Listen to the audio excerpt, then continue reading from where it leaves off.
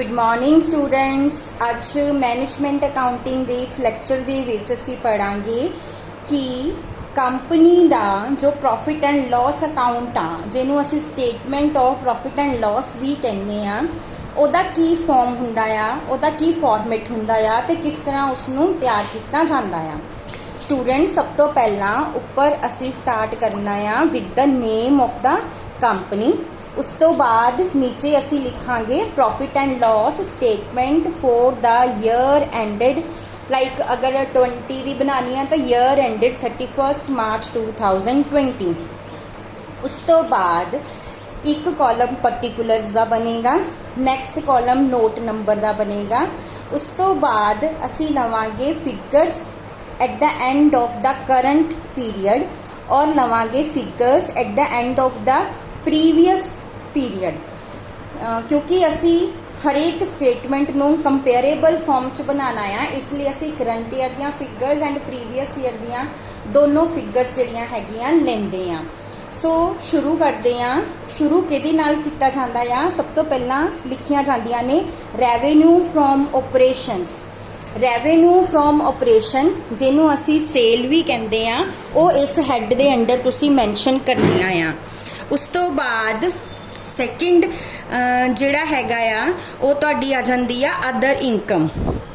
Other income दे विच होर कोई भी इनकम जिहड़ी आ कंपनी ने रिसीव की वो शो करनी आ, जिस तरह की इंटरस्ट दी इनकम होगी, इंटरस्ट रिसीव किया, जिस तरह की डिविडेंड रिसीव किया, कोई इन्वेस्टमेंट बेची आ उहदे ते प्रॉफिट होया, या फिर कोई होर नॉन ऑपरेटिंग इनकम जिहड़ी आ रिसीव कीती आ, वो सारियां इस हैड दे अंडर मैंशन कीतियां जाणगियां। उस तो बाद लिया जाएगा टोटल रेवेन्यू। टोटल रेवेन्यू विच असी revenue from operation and other incomes दोनों का टोटल कर लांगे। उस तो बाद नैक्सट कैटेगरी आएगी एक्सपेंसिस दी। एक्सपेंसिस असी स्टार्ट करने आ कॉस्ट ऑफ मटीरियल कंज्यूम्ड दे नाल। कॉस्ट ऑफ मटीरियल कंज्यूम्ड दे विच की लेना आ? इहदे विच सब तो पहला लेना आ परचेज, कितना मटीरियल असी परचेज किया। उस तो बाद असी लेना आ change in the inventory of the finished goods. Finished goods, work in progress, stock in trade, यानी किसी तरह का भी जो मटीरियल आ, चाहे रो आ, चाहे इन प्रोसैस आ, चाहे फिनिश आ, उहदे चेंजिस असी इत्थे लेने आ। असी ये किद्दां चेंजिस लेने आ? असी ओपनिंग स्टॉक दे विचों क्लोजिंग स्टॉक नूं माइनस करना आ। अगर तुहाडा ओपनिंग स्टॉक ज़्यादा आ, क्लोजिंग स्टॉक घट आ, तां इहनूं पॉजिटिव मैंशन करांगे। अगर तुहाडा ओपनिंग स्टॉक घट आ ते क्लोजिंग स्टॉक ज़्यादा आ तो इनू नैगेटिव दे विच असी मैंशन करांगे। सो उपर ले लिया रॉ मटीरियल परचेस्ड, दैन उहदे विच असी ऐड कर लेने आ चेंजिस, और फिर साडी कॉस्ट ऑफ मटीरियल कंज्यूम्ड निकल आएगी। उस तो बाद असी लेने आ employees benefit expenses. Employees benefit expenses जिहड़े ने वो सारे इंप्लॉइज नाल रिलेटिड एक्सपेंसिस होणगे। उन्हां दियां सैलरीज, वेजिस, ठीक है, उन्हां दे प्रोविडेंट फंड लई कंट्रीब्यूशन, कोई इंप्लॉई स्टॉक ऑप्शन स्कीम आ उहदे ते इनकर्ड कीते गए एक्सपेंसिस, या फिर कोई भी स्टाफ वेलफेयर दे एक्सपेंसिस, वो सारे इस हैड दे अंडर मैंशन किए जाएंगे। उस तो बाद आ जाएगी फाइनांस कॉस्ट। फाइनांस कॉस्ट दे विच जिहड़ा तुसीं फाइनांस रेज किया आ उहदे लई जो भी कॉस्ट बेयर कर रहे हो वो इस हैड दे अंडर शो करनी आ, चाहे इंटरस्ट पे किया आ, या फिर होर बोरो करन दी कोई कॉस्ट पे की आ, या फिर तुसी कोई फॉरेन करंसी ट्रांजैक्शन की आ जिहदे विच कोई भी तुहानूं गेन या लॉस होया।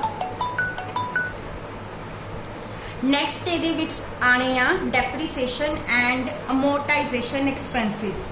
डेप्रीसीएशन किसी भी एसेट की डेप्रीसीएशन, फर्नीचर की डेप्रीसीएशन जिहड़ी आ इस हैड दे अंडर शो करनी आ। उस तो बाद कोई भी जिहड़े अदर एक्सपेंसिस आ वो इत्थे इस हैड दे अंडर शो कर लेने। उस तो बाद असी टोटल एक्सपेंसिस कर लेने आ, यानी कि असी जिन्ने भी एक्सपेंसिस शो कीते आ कॉस्ट ऑफ मटीरियल कंज्यूम तो लैके अदर एक्सपेंसिस तक सब दा इत्थे टोटल कर लेना। फिर असी टोटल रेवेन्यू दे विचों टोटल एक्सपेंसिस नूं माइनस करना आ, ते माइनस करन तो बाद जो फिगर आएगी उन्होंने असी कहांगे profit before the exceptional and extraordinary items and taxes. उस तो बाद कुछ एक्सैप्शनल आइटम्स जिहड़ियां हुंदियां आ वो मैंशन कीतियां जाणगियां, फिर वो जे कोई भी हैगी आ तां वो माइनस करन तो बाद साडा आ जाएगा profit before extra ordinary items and taxis. फिर उस तो बाद असी एक्सट्रा ऑर्डिनरी आइटम्स लैनियां आ और उन्होंने माइनस करन तो बाद साडा आ जाएगा प्रॉफिट बिफोर टैक्स। दैन असी टैक्स एक्सपेंसिस लैने आ, चाहे करंट टैक्स आ या डेफर्ड टैक्स आ, वो इत्थे शो करना। फिर उस तो बाद आ जांदा है profit for the period from the continuing operations. उस तो बाद अगर कोई डिसकंटिन्यूइंग ऑपरेशंस ने, कोई बिजनेस तुसी क्लोज कर चुके हो, कोई पर्टिकुलर तुसी ब्रांच जिहड़ी हैगी अपनी बंद कर चुके हो, उहदे तो जो प्रॉफिट या लॉस होगा वो भी तुसी शो कर देना। उहदे ते जे कोई टैक्स एक्सपेंसिस होंगे वो भी शो कर देने, फिर उहदा प्रॉफिट कैलकुलेट कर लेना। सो एंड दे विच असी ये continuing operation and discontinuing operations दोनों का टोटल करके कैलकुलेट कर लेना प्रॉफिट फॉर द पीरियड। और फिर उस तो बाद असी कैलकुलेट करनी आ अर्निंग पर शेयर। सो ये फॉर्मैट आ जिहदे बेसिस ते कंपनी अपना प्रॉफिट एंड लॉस अकाउंट बनाती आ। सो बिल्कुल एग्जैक्टली ऐसे फॉर्मैट दे विच प्रॉफिट एंड लॉस अकाउंट तैयार किया जाता है। नैक्सट असी करना आ use and importance of the financial statement. So financial statements क्यों प्रिपेयर कीतियां जांदियां आ, इन्हां दी की इंपॉर्टेंस आ। स्टूडेंट्स फाइनेंशियल स्टेटमेंट बहुत ज़्यादा इंपॉर्टेंट होंदियां आ क्योंकि डिफरेंट पार्टीज इन्हों यूज़ करदियां अपने डिसीजनस लैन दे लई। सो सब तो पहला मैनेजमेंट, फाइनेंशियल स्टेटमेंट्स मैनेजमेंट लिए बहुत ही ज़्यादा यूजफुल होंदियां आ क्योंकि ये बेसिस ते ही मैनेजमेंट ये फाइंड आउट करदी आ कि बिजनेस कितना एफिशिएंटली जिहड़ा आ वो ऑपरेट हो रहा आ। और मैनेजमेंट इन्हां स्टेटमेंट्स के बेसिस ते ही कॉस्ट कंट्रोल भी एक्सरसाइज करदी आ। इन्हां स्टेटमेंट्स चों ही मैनेजमेंट नूं पता लगदा भी किहड़े-किहड़े साडे एफिशिएंट और इनएफिशिएंट स्पॉट्स ने, ताकि वो फ्यूचर दे विच किहड़ा कोर्स ऑफ एक्शन अडॉप्ट किया जाएगा उहदे बारे डिसाइड कर सके। सैकेंड आ क्रेडिटर्स। क्रेडिटर्स किहड़े हुंदे आ जिन्हां असी शॉर्ट टर्म दे विच लैस देन 1 ईयर दे विच पे करना हुंदा आ। सो क्रेडिटर्स नूं पेमेंट जिहड़ी आ वो करंट एसेट्स चों कीती जांदी आ। सो क्रेडिटर्स भी इंटरस्टिड हुंदे आ कंपनी दी बैलेंस शीट दे विच, वो इस गल नूं जानन च इंटरस्टिड हुंदे आ कि कंपनी दी सॉल्वेंसी पोजीशन यानी कि लिक्विडिटी पोजीशन किहो जी आ, ताकि उन्हां नूं किस तरह नाल टाइमली पेमेंट्स मिलणगियां या नहीं मिलणगियां इहदे बारे वो स्टेटमेंट्स चों ही पता करदे आ। उस तो बाद ने बैंकर्स। बैंकर भी फाइनेंशियल स्टेटमेंट्स इंटरस्टिड होंगे आ क्योंकि बैंकर्स ने कंपनी नूं बहुत तरह के लोन दिते हुए होंगे आ। सो बैंकर्स ये जानना चाहते हैं कि उन्होंने जिहड़ा हैगा आ इंटरस्ट रेगूलरली मिलेगा या नहीं मिलेगा, कि कंपनी उन्होंने लोन की पेमेंट टाइमली कर सकेगी या नहीं कर सकेगी। इहदे लई बैंकर जिहड़े ने वो कंपनी दी बैलेंस शीट्स नूं एनालाइज करते हैं और प्रॉफिट एंड लॉस अकाउंट्स नूं एनालाइज करते हैं ताकि वो कंपनी की फाइनेंशियल स्ट्रेंथ ते उहदी अर्निंग पोजीशन दोनों फाइंड आउट कर सकन। उस तो बाद नैक्सट है इन्वेस्टर्स। इन्वेस्टर्स च शॉर्ट टर्म ते लॉन्ग टर्म दोनों तरह के इन्वेस्टर्स आ जाते हैं। वो इन्वेस्टर्स भी कंपनी दी जिहड़ी हैगी पोजीशन फाइनेंशियल पोजीशन दे विच बहुत ज़्यादा इंटरस्टिड होंगे आ क्योंकि इन्वेस्टर्स ने कंपनी नूं जे की आ कि लोन दिते हुए आ। सो उन्हां दा इंटरस्ट की हुंदा है कि उन्होंने रेगूलर इंटरस्ट पेमेंट्स मिलणगियां और कि उन्होंने टाइमली जिहड़ा उन्हां दा लोन हैगा रीपे किया जाएगा या नहीं किया जाएगा। उस तो बाद हैगी आ गवर्नमेंट। फाइनेंशियल स्टेटमेंट्स जिहड़ियां ने उन्हां दे बेसिस ते ही किसी भी बिजनेस दे टैक्स जिहड़े आ कैलकुलेट किए जाते आ। सो गवर्नमेंट जिहड़ी हैगी आ इन्हां स्टेटमेंट्स दे बेसिस ते ही कंट्री दी इकनॉमिक सिचुएशनस नूं स्टडी करदियां आ। सो ये स्टेटमेंट्स जिहड़ियां ने इन्हां दे बेसिस ते ही गवर्नमेंट ये फाइंड आउट करदी आ कि बिजनेस वेरीअस रूल्स नूं फॉलो कर रहा है या नहीं कर रहा। सो इसलिए गवर्नमेंट लई भी ये स्टेटमेंट्स बहुत ही इंपॉर्टेंट हुंदियां ने। उस तो बाद आ ट्रेड एसोसीएशनस।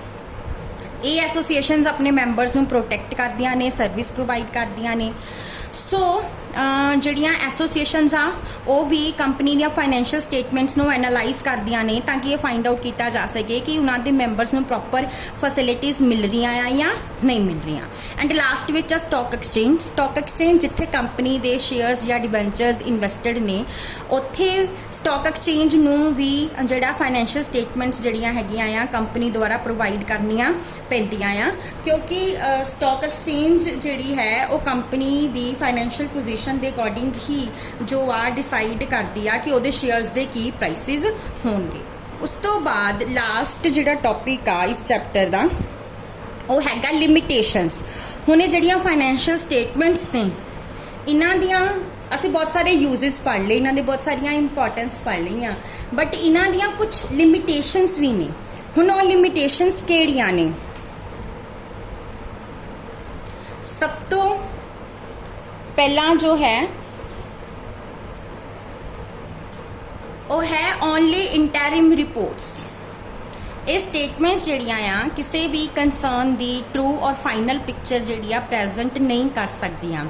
ਜਿਹੜਾ ਡਾਟਾ ਵੀ ਦਿੱਤਾ ਜਾਂਦਾ ਆ ਉਹ ਵੀ ਸਿਰਫ ਅਪਰੋਕਸੀਮੇਟ ਦਿੱਤਾ ਜਾਂਦਾ। ਐਕਚੁਅਲ ਪੋਜੀਸ਼ਨ ਜਿਹੜੀ ਆ ਉਹ ਤਾਂ ਹੀ ਪਤਾ ਲੱਗਦੀ ਆ ਜਦੋਂ ਬਿਜ਼ਨਸ ਵਿਕੇਗਾ ਜਾਂ ਲਿਕੁਇਡੇਟ ਹੋਏਗਾ। ਸੋ ਸਟੇਟਮੈਂਟਸ ਜਿਹੜੀਆਂ ਅਸੀਂ ਅਕਾਊਂਟਿੰਗ ਪੀਰੀਅਡਸ ਦੇ ਬੇਸਿਸ ਤੇ ਪ੍ਰਪੇਅਰ ਕਰਦੇ ਆ, ਸਿਰਫ 1 ਸਾਲ ਲਈ ਪ੍ਰਪੇਅਰ ਕੀਤੀਆਂ ਜਾਂਦੀਆਂ ਆ। ਸੋ ਕਾਸਟ ਔਰ ਇਨਕਮ ਨੂੰ ਵੀ ਡਿਫਰੈਂਟ ਪੀਰੀਅਡਸ ਵਿੱਚ ਅਪੋਰਸ਼ਨ ਕਰਨਾ ਪੈਂਦਾ ਆ ਪ੍ਰੋਫਿਟਸ ਨੂੰ ਫਾਈਂਡ ਆਊਟ ਕਰਨ ਦੇ ਲਈ। ਸੋ ਐਕਸਪੈਂਸਿਸ ਔਰ ਇਨਕਮ ਦੀ ਜਿਹੜੀ ਅਲੋਕੇਸ਼ਨ ਆ ਉਹ ਅਕਾਊਂਟੈਂਟ ਦੀ ਪਰਸਨਲ ਜਜਮੈਂਟ ਤੇ ਵੀ ਡਿਪੈਂਡ ਕਰਦੀ ਆ। ਸੋ ਨੈਕਸਟ ਹੈ do not give the exact position. Financial statements ਨੂੰ ਮੋਨੇਟਰੀ ਵੈਲਿਊਜ਼ 'ਚ ਸ਼ੋ ਕੀਤਾ ਜਾਂਦਾ ਆ ਤਾਂ ਕਿ ਉਹ ਬਿਜ਼ਨਸ ਦੀ ਐਕੂਰੇਟ ਪੋਜੀਸ਼ਨ ਨੂੰ ਸ਼ੋ ਕਰਨ।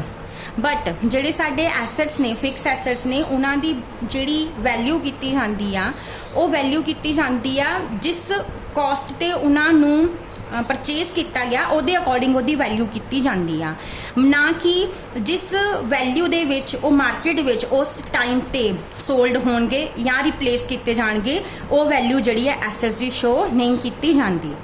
ਬੈਲੈਂਸ ਸ਼ੀਟ ਜਿਹੜੀ ਆ ਉਹ ਇਸ ਪ੍ਰੀਜ਼ੰਪਸ਼ਨ ਤੇ ਬਣਾਈ ਜਾਂਦੀ ਆ ਕਿ ਬਿਜ਼ਨਸ ਜਿਹੜਾ ਆ ਇੱਕ ਗੋਇੰਗ ਕੰਸਰਨ ਆ। ਸੋ ਇਹਦੇ ਵਿੱਚ ਜਿਹੜਾ ਹੈਗਾ ਅਸੀਂ ਮੰਨ ਕੇ ਚੱਲਦੇ ਹਾਂ ਕਿ ਬਿਜ਼ਨਸ ਜਿਹੜਾ ਸਾਡਾ ਕਾਫੀ ਦੇਰ ਫਿਊਚਰ ਦੇ ਵਿੱਚ ਚੱਲੇਗਾ। ਸੋ ਐਸੈਟਸ ਨੂੰ ਕਾਸਟ ਲੈਸ ਡੈਪਰੀਸੀਏਸ਼ਨ ਤੇ ਸ਼ੋ ਕੀਤਾ ਜਾਂਦਾ ਆ। ਸੋ ਇਸੇ ਤਰ੍ਹਾਂ ਕੁਝ ਐਸੈਟਸ ਨੇ, ਪ੍ਰੀਲਿਮਿਨਰੀ ਐਕਸਪੈਂਸਿਸ ਨੇ, ਗੁੱਡਵਿਲ ਨੇ, ਡਿਸਕਾਊਂਟ ਆ ਜਿਨ੍ਹਾਂ ਦੀ ਐਕਚੁਅਲ 'ਚ ਕੋਈ ਵੈਲਿਊ ਨਹੀਂ ਹੁੰਦੀ ਬਟ ਇਹਨਾਂ ਨੂੰ ਬੈਲੈਂਸ ਸ਼ੀਟ ਦੇ ਵਿੱਚ ਸ਼ੋ ਕੀਤਾ ਜਾਂਦਾ ਆ।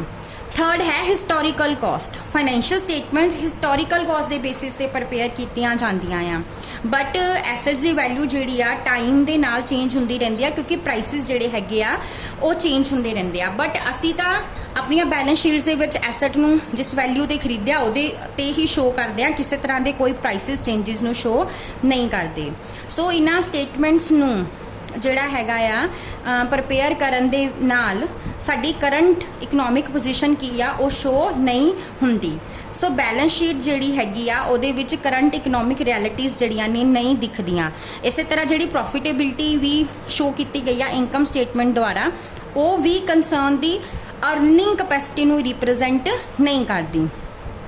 ਸੋ ਇਹ ਵੀ ਹੋ ਸਕਦਾ ਆ ਕਿ ਤੁਹਾਡੇ ਪ੍ਰੋਫਿਟਸ ਇਸ ਲਈ ਇਨਕਰੀਜ਼ ਹੋਏ ਹੋਣ ਕਿਉਂਕਿ ਪ੍ਰਾਈਸਿਸ ਇਨਕਰੀਜ਼ ਹੋ ਗਏ ਨੇ ਜਾਂ ਕੋਈ ਅਬਨੋਰਮਲ ਰੀਜ਼ਨਸ ਨੇ, ਨਾ ਕਿ ਤੁਹਾਡੀ ਐਫੀਸ਼ੀਐਂਸੀ ਇਨਕਰੀਜ਼ ਹੋਈ ਆ। ਉਸ ਤੋਂ ਬਾਅਦ ਆ ਇੰਪੈਕਟ ਆਫ ਨਾਨ ਮੋਨੇਟਰੀ ਫੈਕਟਰਸ ਇਗਨੋਰਡ। ਅਸੀਂ ਸਿਰਫ ਉਹਨਾਂ ਟ੍ਰਾਂਜੈਕਸ਼ਨਸ ਨੂੰ ਹੀ ਰਿਕਾਰਡ ਕਰਦੇ ਆ ਜਿਨ੍ਹਾਂ ਨੂੰ ਮਨੀ ਦੇ ਵਿੱਚ ਮੇਜਰ ਕੀਤਾ ਜਾ ਸਕਦਾ ਆ ਬਟ ਉਹ ਟ੍ਰਾਂਜੈਕਸ਼ਨਸ ਜਿਨ੍ਹਾਂ ਦੀ ਕੋਈ ਮੋਨੇਟਰੀ ਵੈਲਿਊ ਨਹੀਂ ਆ ਉਹਨਾਂ ਨੂੰ ਰਿਕਾਰਡ ਨਹੀਂ ਕਰਦੇ। ਸੋ ਇਹਦੇ ਨਾਲ ਕੀ ਹੁੰਦਾ ਆ ਕਿ ਕੁਝ ਇੰਪੋਰਟੈਂਟ ਜਿਹੜੇ ਸਾਡੇ ਫੈਕਟਰਸ ਨੇ ਜਿੱਦਾਂ ਕਿ ਮੈਨੇਜਮੈਂਟ ਦੀ ਰੈਪੂਟੇਸ਼ਨ, ਕੰਸਰਨ ਦੀ ਕ੍ਰੈਡਿਟ ਵਰਦੀਨੈਸ, ਹੈ ਨਾ, ਪਰਚੇਜ਼ ਔਰ ਸੇਲ ਦੇ ਸੋਰਸਿਸ ਔਰ ਕਮਿਟਮੈਂਟਸ, ਇੰਪਲੋਈਜ਼ ਦੀਆਂ ਕੋਆਪਰੇਸ਼ਨਸ, ਇਹਨਾਂ ਸਾਰਿਆਂ ਦੀ ਕਿਉਂਕਿ ਮੋਨੇਟਰੀ ਵੈਲਿਊ ਨਹੀਂ ਕੈਲਕੂਲੇਟ ਕੀਤੀ ਜਾ ਸਕਦੀ ਸੋ ਇਹਨਾਂ ਨੂੰ ਟੋਟਲੀ ਇਗਨੋਰ ਕਰ ਦਿੱਤਾ ਜਾਂਦਾ ਆ। ਐਂਡ ਲਾਸਟ ਲਿਮਿਟੇਸ਼ਨ ਆ ਨੋ ਪ੍ਰੀਸੈਸ਼ਨ ਦੀ। ਫਾਈਨੈਂਸ਼ੀਅਲ ਸਟੇਟਮੈਂਟਸ ਦਾ ਜਿਹੜਾ ਡਾਟਾ ਹੈਗਾ ਆ ਐਗਜ਼ੈਕਟ ਪ੍ਰੀਸਾਈਜ਼ ਉਹਨੂੰ ਸ਼ੋ ਕਰਨਾ ਜਿਹੜਾ ਪੋਸੀਬਲ ਨਹੀਂ ਹੁੰਦਾ ਕਿਉਂਕਿ ਸਟੇਟਮੈਂਟਸ ਬਹੁਤ ਸਾਰੇ ਇਹੋ ਜਿਹੇ ਮੈਟਰਸ ਨਾਲ ਡੀਲ ਕਰਦੀਆਂ ਜਿਨ੍ਹਾਂ ਨੂੰ ਪ੍ਰੀਸਾਈਜ਼ਲੀ ਸਟੇਟ ਨਹੀਂ ਕੀਤਾ ਜਾ ਸਕਦਾ। ਸੋ ਡਾਟਾ ਜਿਹੜਾ ਆ ਉਹ ਅਸੀਂ ਕਨਵੈਨਸ਼ਨਲ ਪ੍ਰੋਸੀਜਰਸ ਨੂੰ ਫੋਲੋ ਕਰਕੇ ਰਿਕਾਰਡ ਕਰ ਰਹੇ ਹਾਂ। ਬਹੁਤ ਸਾਰੀਆਂ ਕਨਵੈਨਸ਼ਨਸ ਨੇ ਜਿਹੜੀਆਂ ਕਿ ਇਸ ਡਾਟਾ ਨੂੰ ਡਿਵੈਲਪ ਕਰਨ ਦੇ ਵਿੱਚ ਯੂਜ਼ ਕੀਤੀਆਂ ਗਈਆਂ ਆ। ਸੋ ਇਹ ਕੁਝ ਲਿਮਿਟੇਸ਼ਨ ਸੀ ਫਾਈਨੈਂਸ਼ੀਅਲ ਸਟੇਟਮੈਂਟਸ ਦੀਆਂ। ਸੋ ਇਹਦੇ ਨਾਲ ਹੀ ਤੁਹਾਡਾ ਇਹ ਜਿਹੜਾ ਚੈਪਟਰ ਹੈ ਫਾਈਨੈਂਸ਼ੀਅਲ ਸਟੇਟਮੈਂਟਸ ਦਾ, ਇਹ ਇੱਥੇ ਹੀ ਜਿਹੜਾ ਆ ਖਤਮ ਹੁੰਦਾ ਆ। ਤੇ ਨੈਕਸਟ ਅਸੀਂ ਚੈਪਟਰ ਜਿਹੜਾ ਸਟਾਰਟ ਕਰਨਾ ਉਹ ਕਰਨਾ tools of financial statement analysis. Thank you.